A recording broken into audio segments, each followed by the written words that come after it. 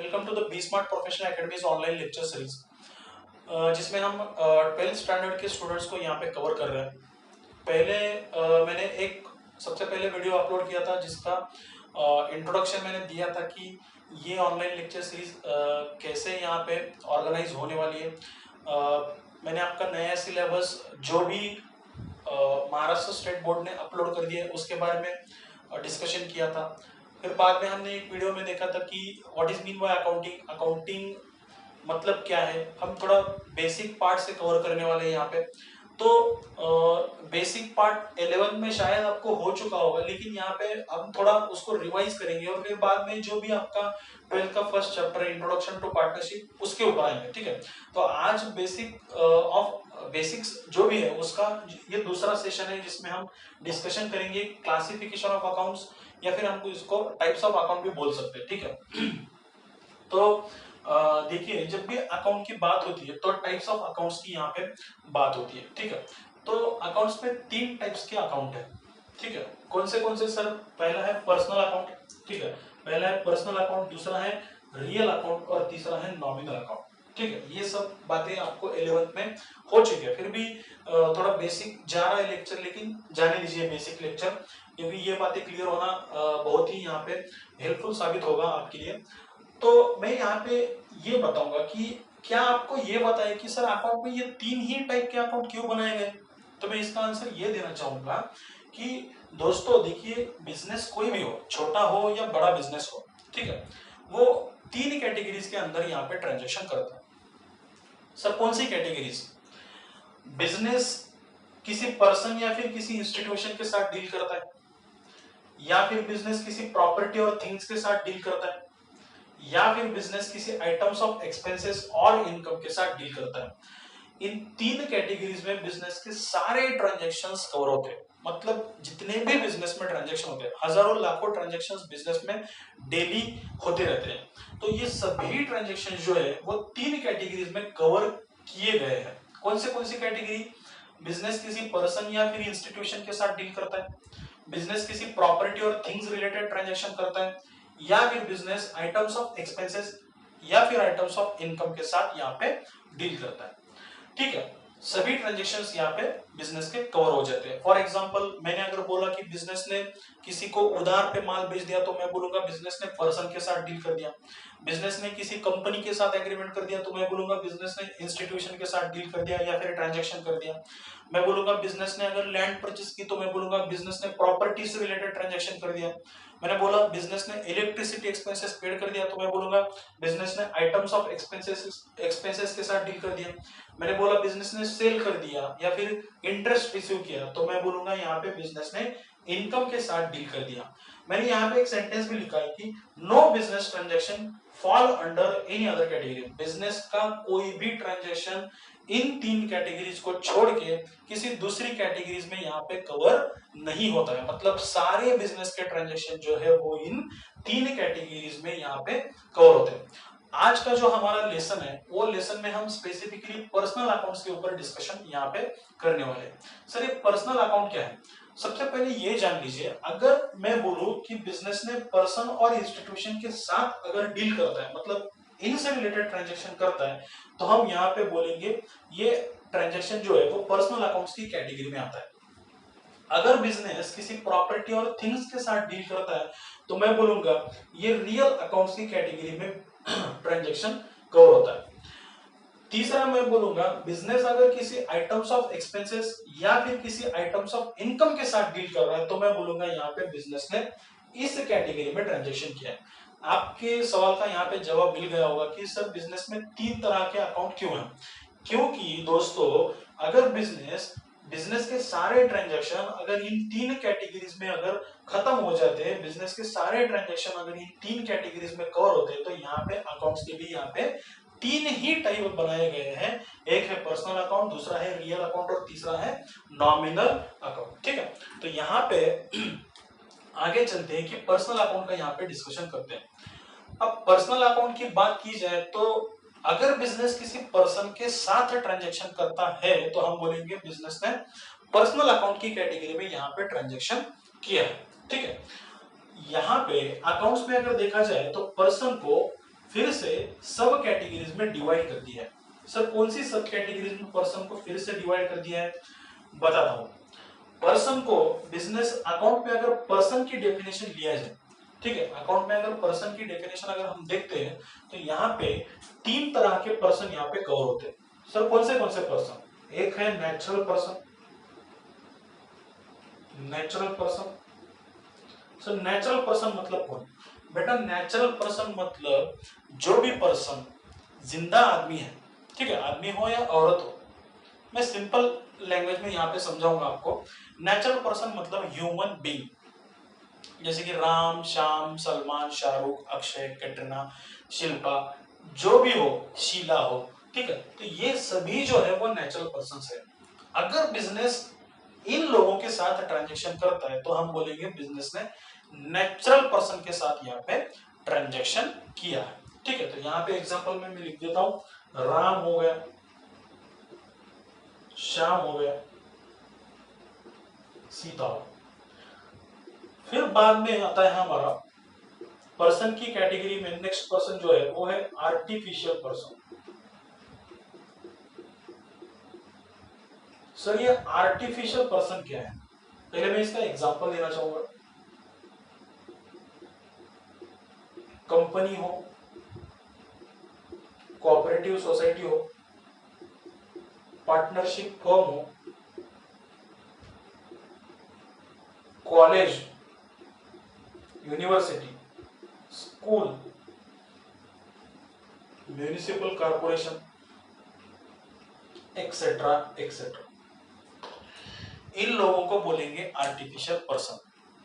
Sir इनको artificial person क्यों कहा गया है, ना तो ये बोल सकते हैं ना तो ये चल सकते हैं, ठीक है, फिर भी इनको पर्सन क्यों कहा गया है, क्योंकि बेटा अगर लॉ की नजर में अगर देखा जाए तो ये पर्सन जो है, ठीक है, कंपनी को आपको पर्सन बोलने में थोड़ी दिक्कत हो सकती है, लेकिन आप भी बोलोगे मेरे साथ, थोड़ा सब्र कीजिए, कि अगर देखा जाए तो ये कंपनी हो गई, कोऑपरेटिव सोसाइटी हो गई, पार्टनरशिप फर्म हो गई, कॉलेज हो गया, ये सभी जो पर्सन्स है, आर्टिफिशियल पर्सन्स है, ये अपने खुद के नाम पे ट्रांजैक्शंस कर सकते हैं। सर खुद के नाम पे ट्रांजैक्शन कर सकते हैं मतलब कोई एग्जांपल दे सकते हो क्या, हाँ दूंगा ना एग्जांपल। देखिए अगर मैं बोलूंगा कि किसी कंपनी ने, ठीक है, किसी कंपनी ने लैंड परचेस किए, तो मुझे बोलिए वो क्या कंपनी अपने खुद के नाम पे लैंड परचेस कर सकती है, तो कर सकती है।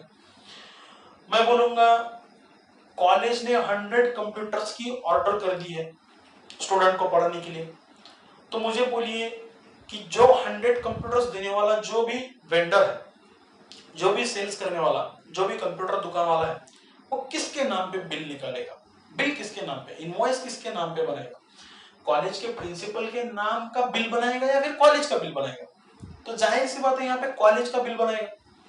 मान लीजिए कॉलेज ने आपको, आप मेरिट में आते हो 12th में, और कॉलेज ने आपको क्या किया, फेलिसिटेट किया और आपको कोई गिफ्ट दे दिया, तो मुझे बोलिए आप घर में जाने के बाद ऐसा बोलेंगे मुझे प्रिंसिपल ने गिफ्ट दिया या फिर कॉलेज ने मुझे गिफ्ट दिया, तो आप बोलेंगे मुझे कॉलेज ने रिवॉर्ड दिया।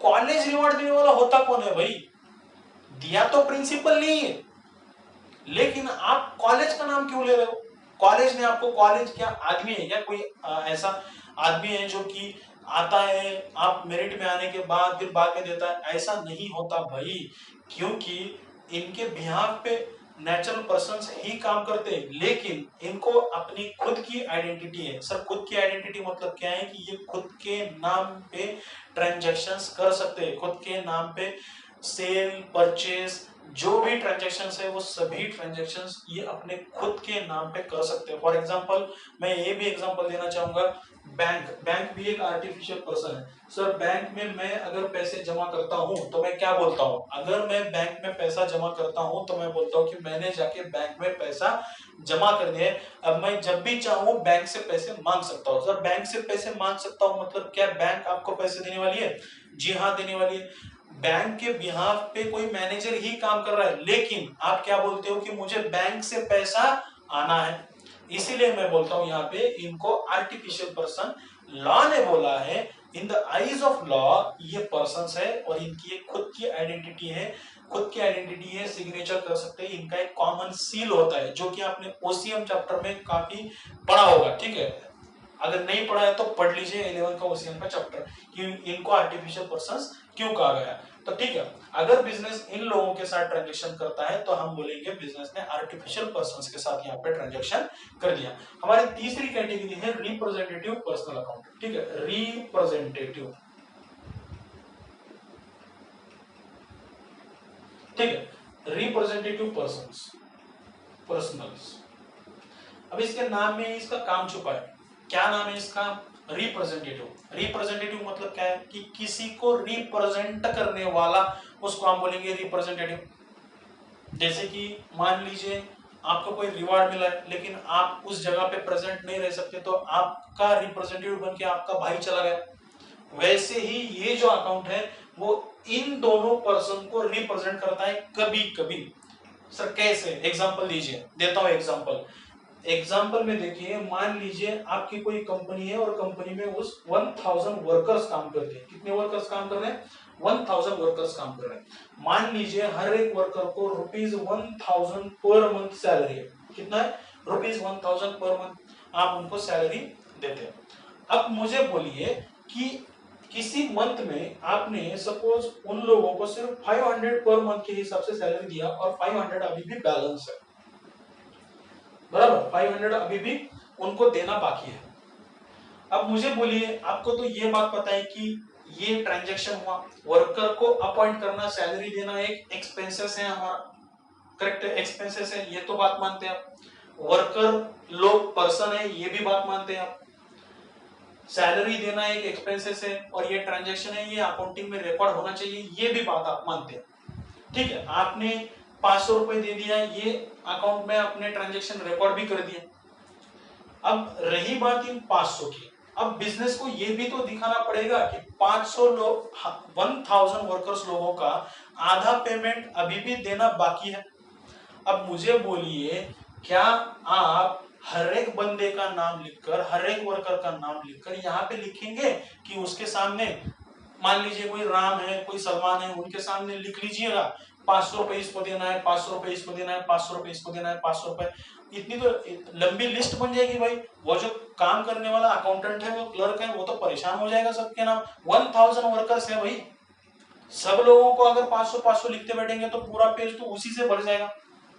तो यहाँ पे हम क्या कर रहे हैं कि एक सिंगल अकाउंट यहाँ पे निकाल रहे हैं, ठीक है, एक सिंगल अकाउंट निकाल रहे हैं। इन सभी पर्सन्स को रिप्रेजेंट करने वाला एक ही अकाउंट यहाँ पे हम निकालने की कोशिश कर रहे हैं, जिसको बोलेंगे हम आउटस्टैंडिंग सैलरीज अकाउंट। क्या बोलेंगे हम? Outstanding salaries account.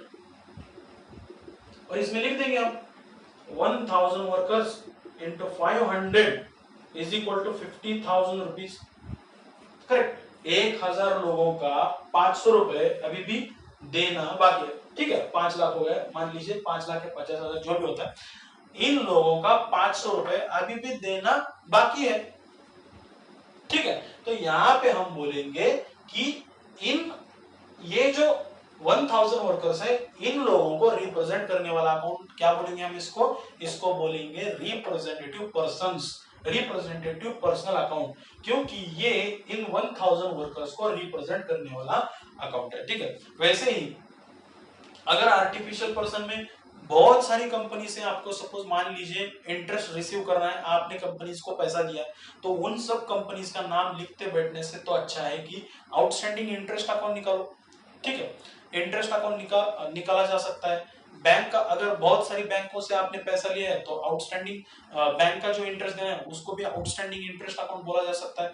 बैंक का इंटरेस्ट पे करना है, उनके अंदर यहाँ पे नाम लिख देंगे किन किन का कितना इंटरेस्ट देना है। इसलिए यहाँ पे बोलूंगा मैं, ये जो अकाउंट है रिप्रेजेंटेटिव पर्सनल अकाउंट, ये पर्सन्स को रिप्रेजेंट करने वाला अकाउंट है। तो अब तक हमने क्या पढ़ा कि there are 3 types of account, one is a personal account, real account and nominal account. Sir why 3 account? Because all the transactions of business will cover under the 3 categories. Number 1 persons और institution, number 2 है property और things के साथ business transaction करता है, और number 3 is items of expenses और items of income, इन तीन कैटेगरीज को छोड़ के कोई भी बिजनेस का ट्रांजेक्शन किसी दूसरी कैटेगरी में फॉल नहीं होता है। इसलिए यहाँ पे बिजनेस में अकाउंट्स के भी तीन पार्ट, यहाँ पे तीन टाइप यहाँ पे बनाए दिए गए हैं। आगे चलते हैं, पर्सनल अकाउंट को थोड़ा और जान लेते हैं। पर्सनल अकाउंट में हमने देखा कि तीन टाइप के पर्सन होते हैं, एक होता है नेचुरल पर्सन, दूसरा होता है आर्टिफिशियल पर्सन और तीसरा होता है representative person. Sir natural person मतलब कौन? नेचुरल पर्सन मतलब जो आदमी, जो बंदा, जो पर्सन बोल सकता है, चल सकता है, जो अपने खुद के बिहाफ पे ट्रांजैक्शन कर सकता है, जो खुद ट्रांजैक्शन कर सकता है, उनको हम बोलेंगे natural person. Sir artificial person किसे बोलते हैं? आर्टिफिशियल पर्सन उनको बोलते हैं जिनको लॉ की नजर में एज अ पर्सन ट्रीट कर दिया गया है। लॉ ने बोल दिया है कि भाई ये पर्सन है, इनकी खुद की अपनी सेपरेट आइडेंटिटी है, ये अपने खुद के नाम पे ट्रांजैक्शंस कर सकते हैं, कोई भी चीज खरीद सकते हैं, कोई भी चीज बेच सकते हैं, ठीक है। तो इनको बोलेंगे हम आर्टिफिशियल पर्सन्स बोलेंगे, ठीक है। तीसरी कैटेगरी जो है वो रिप्रेजेंटेटिव पर्सन। इन दो पर्सन्स को रिप्रेजेंट करने वाला अकाउंट है, कभी कभी ये अकाउंट यहाँ पे यूज किया जाता है, तो इनको बोलेंगे हम रिप्रेजेंटेटिव पर्सन अकाउंट। आगे चलते हैं, पर्सनल अकाउंट का थोड़ा और यहाँ पे डिस्कशन कर लेते हैं।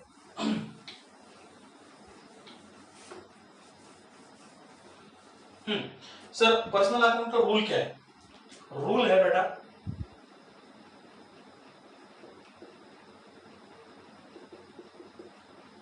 Debit the receiver and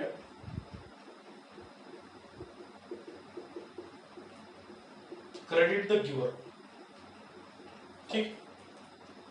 debit the receiver and credit the giver. Sir समझाइए, थोड़ा समझाता हूं, आज तक कभी नहीं समझा होगा ऐसा समझाऊंगा। देखिए सेंटर में है बिजनेस, ठीक। बिजनेस क्या बोल रहा है? बिजनेस बोल रहा है कि कोई पर्सन अगर मुझसे बेनिफिट लेता है, ध्यान देके सुनना मैं क्या बोल रहा हूं। बिजनेस बोल रहा है कि कोई पर्सन अगर मुझसे बेनिफिट लेता है तो उसके अकाउंट को हम डेबिट करेंगे, debit the receiver, receiver of the benefit from the business. Business से जो भी पर्सन कुछ भी बेनिफिट रिसीव कर रहा है तो हम उसको बोलेंगे रिसीवर बोलेंगे। और बिजनेस बोल रहा है अगर कोई पर्सन मुझे बेनिफिट दे रहा है, क्या बोल रहा है बिजनेस? अगर कोई पर्सन मुझे बेनिफिट देता है तो उसके अकाउंट को हम क्या करेंगे? क्रेडिट करेंगे, क्रेडिट द गिवर। अगर पर्सन की बात की जाए, ठीक है, person as a person, person की बात की जाए तो पर्सन क्या कर सकता है? मान लीजिए ये बिजनेस है, एक तो पर्सन बिजनेस को बेनिफिट देगा, ठीक है, एरो की तरफ ध्यान दीजिए, एक तो पर्सन बिजनेस को बेनिफिट देगा या फिर बिजनेस से बेनिफिट क्या करेगा? लेगा, ठीक है। ये पर्सन है, मान लीजिए एक एग्जांपल दे देता हूं यहाँ पे, तो ये एक पर्सन है यहाँ पे, मान लीजिए इसका नाम के है और इसका नाम यस है। बी ने, बिजनेस ने के को गुड्स दे दिया, ठीक।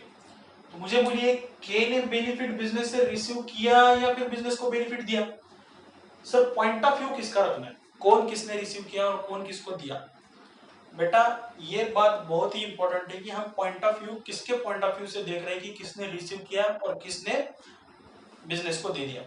तो देखिए हमें जब भी कोई भी ट्रांजैक्शन हो रहा है तो उस ट्रांजैक्शन में एज अ बिजनेस के पॉइंट ऑफ व्यू से देखना है। सर बिजनेस के पॉइंट ऑफ व्यू से देखना है मतलब क्या करना है कि किसने रिसीव किया है और किसने बिजनेस को बेनिफिट दिया है, ये हमें बिजनेस की आंखों से देखना है, बिजनेस के पॉइंट ऑफ व्यू से सोचना है। अगर के पॉइंट ऑफ व्यू से सोचा जाए, इन दोनों का अलग पॉइंट ऑफ व्यू हो सकता है। बिजनेस के पॉइंट ऑफ व्यू से देखा जाए तो के ने रिसीव किया, के पॉइंट ऑफ व्यू से रिसीव, के पॉइंट ऑफ व्यू से देखा जाए तो बिजनेस ने दिया है, बी के पॉइंट ऑफ व्यू से देखा जाए तो के ने लिया है, के पॉइंट ऑफ व्यू से देखा जाए तो बिजनेस ने दिया है, किया है। हमें वो सब जमेले में पढ़ना ही नहीं है, हम सिर्फ बिजनेस के पॉइंट ऑफ व्यू से देखेंगे कि किसने लिया है और किसने दिया है। तो पॉइंट ऑफ व्यू किसका रखना है हमें, बिजनेस का पॉइंट ऑफ व्यू हमें यहाँ पे रखना है। तो बिजनेस के पॉइंट ऑफ व्यू से अगर देखा जाए तो के ने बिजनेस से बेनिफिट यहाँ पे रिसीव किया है। दूसरा पॉइंट ऑफ व्यू, अगर मान लीजिए ये एस नाम के बंदे ने कोई मशीनरी बिजनेस को दे दी, मशीनरी बिजनेस को दे दी, ठीक, तो मुझे बोलिए बिजनेस के पॉइंट ऑफ व्यू से यस ने बिजनेस को बेनिफिट दिया है या बिजनेस से बेनिफिट रिसीव किया है, तो मैं बोलूंगा यहाँ पे बिजनेस को बेनिफिट दिया है।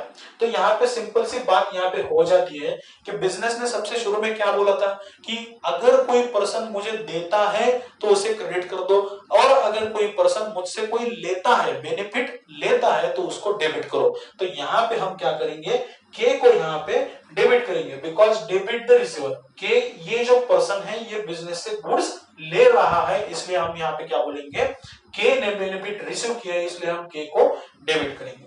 दूसरा एग्जांपल है, यस नाम के बंदे ने मशीनरी बिजनेस को दिया है, इसलिए ये गिवर है, गिवर ऑफ द बेनिफिट है, इसलिए हम इसको क्या करेंगे, क्रेडिट करेंगे, क्योंकि हमारा रूल क्या बोल रहा है, क्रेडिट द गिवर, ये रूल बोल रहा है, ठीक है।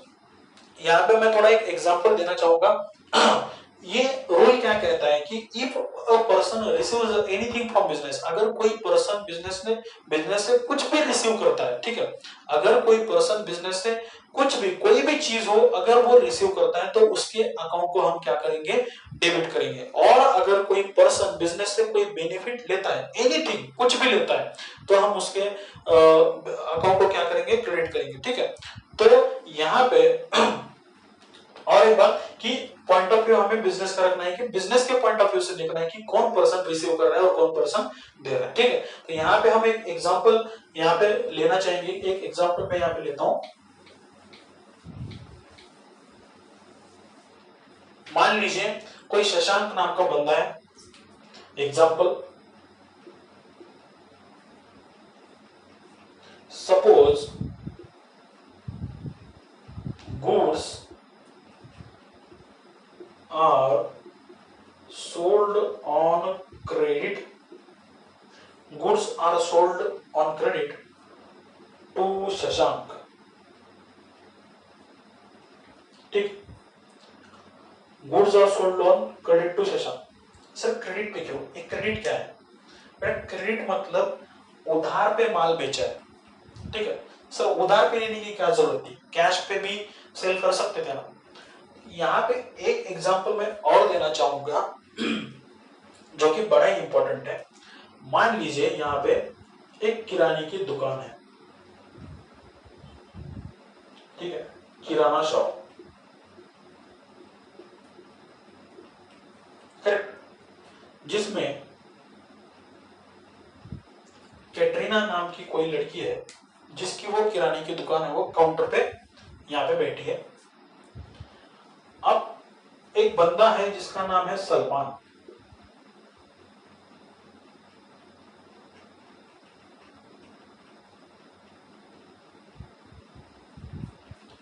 ये सलमान इस दुकान में चला जाता है और बोलता है कि हे कैटरीना, मुझे एक 10 रुपए का साबुन उधार दे दे, मुझे कपड़ा धोना है। कैटरीना बोलती है मैं उधार पे नहीं बेचती। सलमान बोलता है अरे मैं यहीं पे रहता हूँ, यहाँ पे नजदीक रहता हूँ, मेरे पास अभी 10 रुपए नहीं है और मुझे कपड़े भी धोने हैं, तो मुझे 10 रुपए की साबुन उधार पे चाहिए। तो कैटरीना बेचारे के ऊपर तरस खाती है और बेचारे को 10 रुपए का सामान यहाँ पे दे देती है। थोड़ा बेसिक चला जाएगा, जाने दीजिए। जिन लोगों ने भी 11th में ये सब रूल पढ़े हैं उनके लिए तो अच्छा ही है ये सेशन, और जिन लोगों ने नहीं पढ़े उनके लिए तो और अच्छा है, मैं उनको अच्छी तरह से समझाऊंगा, ठीक है। तो ये सलमान नाम का बंदा कैटरीना के पास चला गया और कैटरीना ने उसको 10 रुपए की साबुन यहाँ पे उधार में दे दी। अब मुझे बोलिए कि जब भी कैटरीना सलमान को ये 10 रुपए का साबुन दे देगी, क्या कैटरीना सलमान का नाम अपने बिजनेस के डायरी में लिख लेगी, उसके सामने 10 रुपए लिख लेगी? तो जी लिख लेगी। सर क्यों लिखेगी? ये तो फर्स्ट स्टैंडर्ड में पढ़ने वाला बच्चा भी बोल देगा, क्योंकि सर सलमान ने उधार पे माल लिया है, इसलिए कैटरीना के पास उसका रिकॉर्ड होना जरूरी है, इसलिए कैटरीना ने उसका नाम लिखा होगा। हाँ यही है, दूसरा कुछ भी नहीं, यही है क्योंकि सलमान ने उधार पे यहाँ पे गुड्स खरीदा है, इसलिए यहाँ पे कैटरीना सलमान का जो नाम है वो अपने डायरी में यहाँ पे लिख लेगी। दूसरा एक एग्जांपल देना चाहूंगा, कोई रणबीर नाम का बंदा है, रणबीर नाम का बंदा है, ठीक है, वो कैटरीना की दुकान में चला जाता है और कैटरीना को बोलता है कि हे कैटरीना, मुझे एक डेयरी मिल्क चॉकलेट चाहिए, ठीक है। कैटरीना बोलते हैं ठीक है, डेयरी मिल्क चॉकलेट कैटरीना ने रणबीर को दे दिया। अब क्या हो रहा है, रणबीर क्या कर रहा है, रणबीर अपनी जेब में हाथ डाल रहा है और जेब में हाथ डाल के कैटरीना को उसके 10 रुपए दे रहा है, ठीक है, दे दिए उसने 10 रुपए, उसने उधार पे नहीं मांगा। अब मुझे बताइए कि क्या कैटरीना रणबीर का नाम लिख के लेगी? तो इसका आंसर है जी नहीं, क्योंकि ये कैश में ट्रांजैक्शन हुआ है भाई, एक हाथ से दिया और एक हाथ से लिया, करेक्ट। तो इस ट्रांजैक्शन में कैटरीना रणबीर का नाम नहीं लिखेगी। कौन सी ट्रांजैक्शन में कैटरीना नाम लिख रही है? ये ट्रांजैक्शन में कैटरीना नाम लिख रही है बिकॉज सलमान ने यहाँ पे गुड्स जो है वो उधार पे खरीदा है, इसलिए यहाँ पे कैटरीना यहाँ पे ट्रांजैक्शन लिख रही है। तो इन दोनों ट्रांजैक्शन में अगर देखा जाए तो दोनों भी बंदे बिजनेस से बेनिफिट रिसीव कर रहे हैं, लेकिन ये ट्रांजैक्शन में अगर देखा जाए तो स्पेसिफिकली अगर सलमान के ट्रांजैक्शन में देखा जाए तो सलमान बिजनेस से बेनिफिट रिसीव कर रहा है, बदले में कोई बेनिफिट नहीं दे रहा है, ठीक है। लेकिन रणबीर की अगर बात की जाए तो बेनिफिट रिसीव भी कर रहा है और बेनिफिट दे भी रहा है, मतलब चॉकलेट की फॉर्म में बेनिफिट रिसीव कर रहा है और पैसे के फॉर्म में बेनिफिट दे रहा है, तो यहाँ पे ट्रांजैक्शन खत्म हो गया।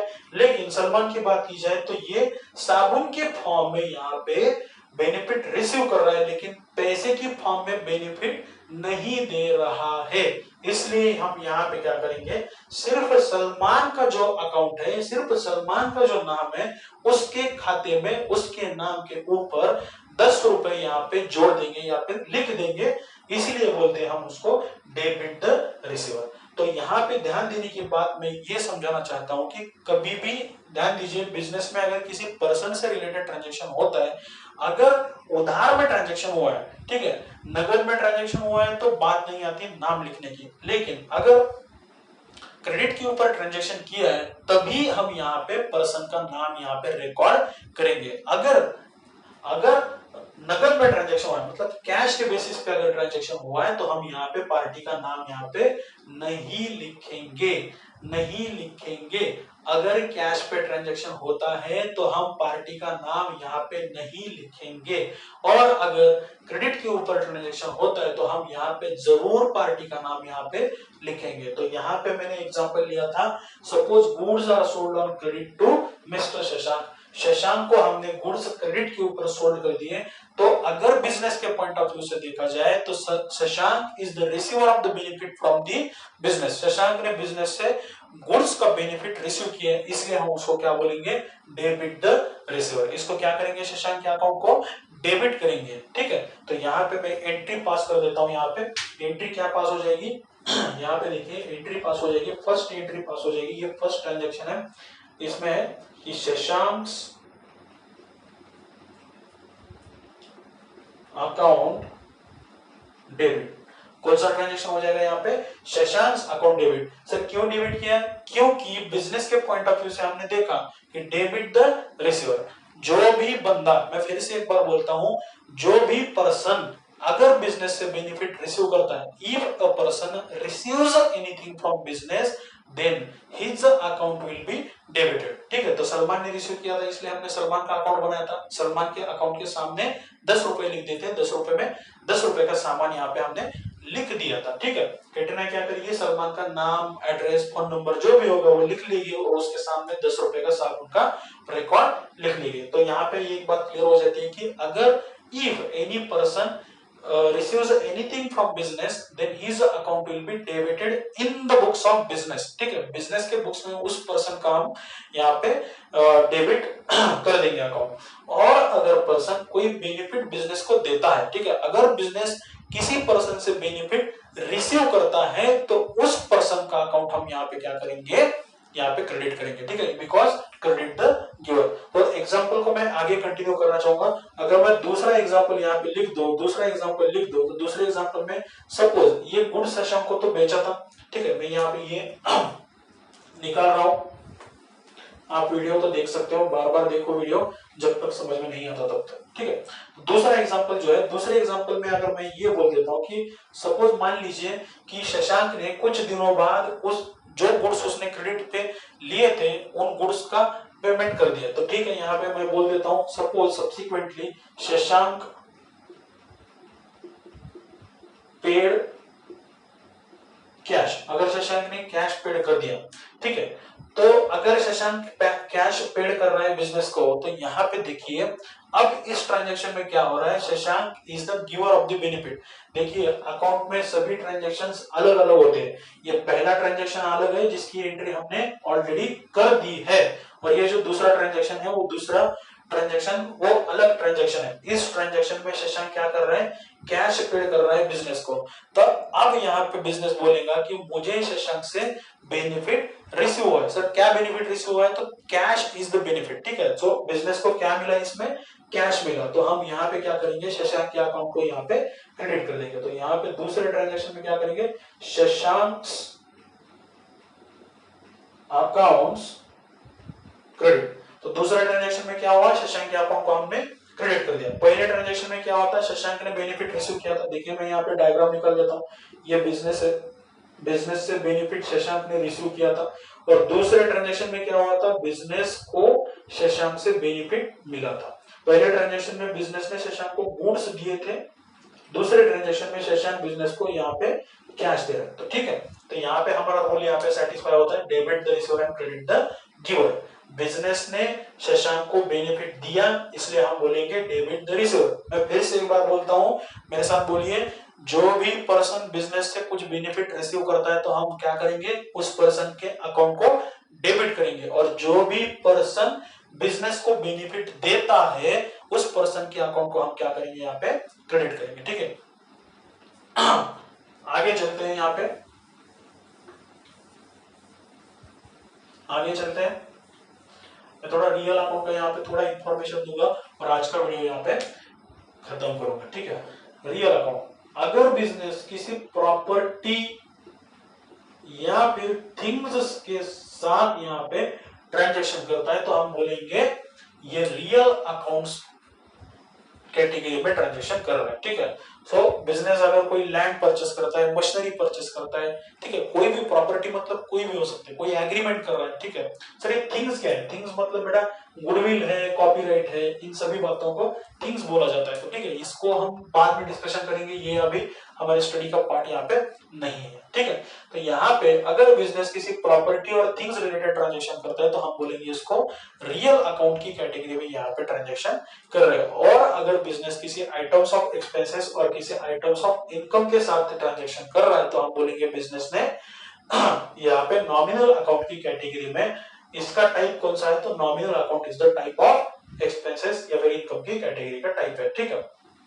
तो मैं थोड़ा यहाँ पे डीप में चला जाके बेसिक सिखा रहा हूँ, ये बेसिक में एज अ आप आगे चल के सीएस और सीएमए के पॉइंट ऑफ व्यू से अगर देखा जाए तो 12th का जो अकाउंट है वो बहुत ही बेसिक अकाउंट है, जो कि सभी बच्चों को समझना बहुत जरूरी है। यहाँ पे यही तो अक्सर बातें होती रहती है कि बंदा 11th और 12th में अच्छे से नहीं पढ़ता है, इसलिए उसको फिर बाद में सीएस या फिर सीएमए जैसे कोर्सेस है उनमें बहुत अकाउंट में यहाँ प्रॉब्लम फेस करना पड़ता है। लेकिन हम यहाँ पे क्या करेंगे, जितना बेसिक जितना डीप में जा सकते हैं उतना डीप में जाके यहाँ पे पढ़ने की कोशिश करेंगे, ठीक है। तो देखिए, और अगर आपको किसी भी लेक्चर में अगर कोई प्रॉब्लम होता है तो मुझे कमेंट बॉक्स में जरूर डाल दीजिए, आपको सेम डे में उसका आंसर यहाँ पे मिल जाएगा।